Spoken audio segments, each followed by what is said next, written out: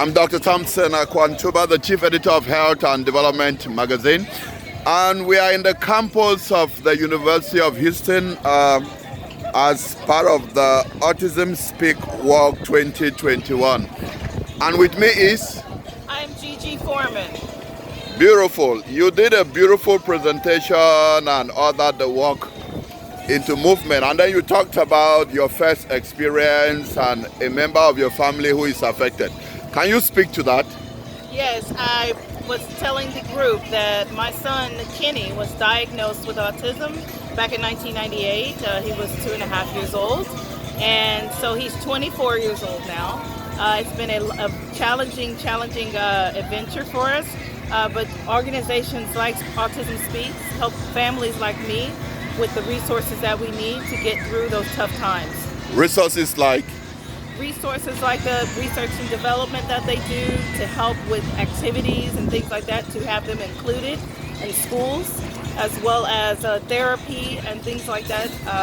Parent groups, their resources also help them with going and advocating to Congress about things that are needed for families as far as respite care and resources like financial help. There are lots of people who are very concerned. They are not sure about how the diagnosis is made. Some have been told that there are no diagnostic tests and things like that. So what are some of the symptoms or signs or features that you want to advise people to look at when they have a young child and they may be thinking that it's autism but they have not had a diagnosis? Well, I can speak to some of the signs that I saw with my son. Some of the things were he definitely didn't respond to us calling him. Some of the things that he did was he would make noises, vowel sounds, and he would rock back and forth. He would spin around in circles. He would throw tantrums.